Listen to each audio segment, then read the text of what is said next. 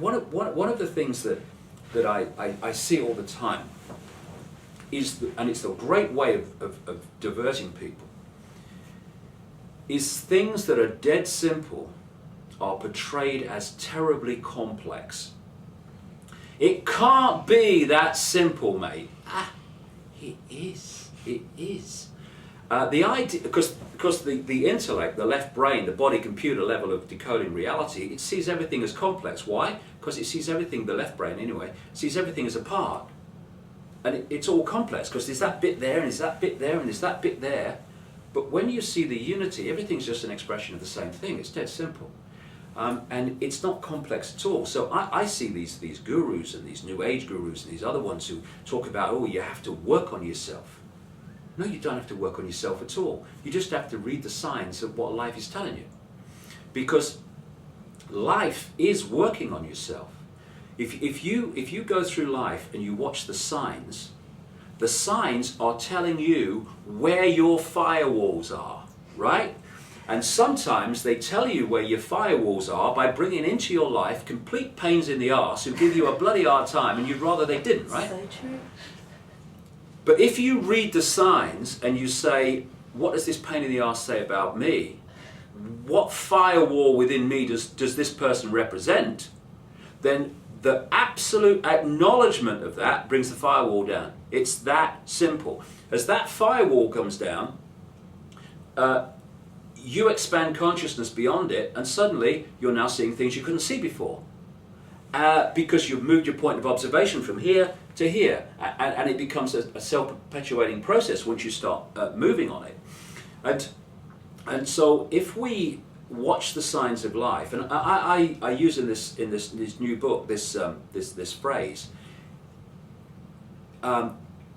flow equals go, stuck equals chuck, or at least do what you're doing differently. Because life is meant to flow. Life ain't supposed to be a bitch and then you die. We're supposed to be expressing the infinity of who we are. What happens is when we get caught in the program and sense of limitation, we put blocks on everybody thing. And where we're flowing dictates where life is telling us to go. It flows, go. Where we're, and what tends to happen is people are encouraged or fall into the trap of deciding what they want the outcome to be before everything starts. So they go, I want to be this, I want to be that. Now, that might be what you want to be, but maybe that's not what you're here to experience and flow with. So you want this, okay, there's a door, and what you want's on the other side. But if you look closely, mate, over here, there's a freaking great padlock on it. Now you can spend your life, if you want, trying to open that door. It's not going to open. If it's stuck, chuck. Or at least say, why is it closed to me? Is there another way of approaching this? Or you can say, you see that door over there? You see, it's swinging, look. It's a saloon door, it's swinging. You've only got to walk through it, no resistance. Flow equals go. Yeah. And if you follow these signs, then life starts to move rather than become resistant to you. And as you read the signs of what life is telling you, in the experiences you have, where your firewalls are to breaking out of the program, then the program and the firewall start to fall, and you suddenly reach a point where instead of life living you, which is what happens to most people because the program lives them, we start living life because we become the consciousness that we are instead of the program that we're told we are.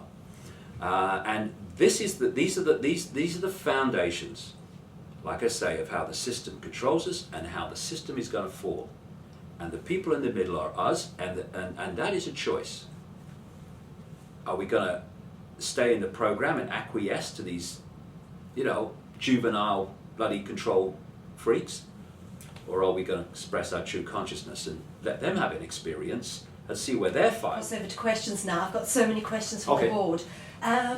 Just want to start off on behalf of a gentleman called Dylan Freeman. He's from Cologne Beach, Australia, and he's an indie rock musician. He wants to know, have you ever investigated the link between Jim Morrison's Lizard King and the Reptilians? Was Morrison the MK Ultra? Perhaps his father was in the military. Do you know anything about that? Well, what I found interesting was reading a series of articles on the internet some time ago by someone who actually loved the 60s and the music, but then started investigating some very strange coincidences that started the whole 60s thing going. And that was how many key figures that were instrumental in it turned out to be the children of military officers and intelligence officers in America, right? And when Kennedy was assassinated, Lyndon Johnson came in, and one of the reasons they assassinated Kennedy was they wanted to expand and massively advance the Vietnam War. But of course they needed an excuse for that. So when Lyndon Johnson came in, who was a total frontman for this network of families, he and the military concocted this plan whereby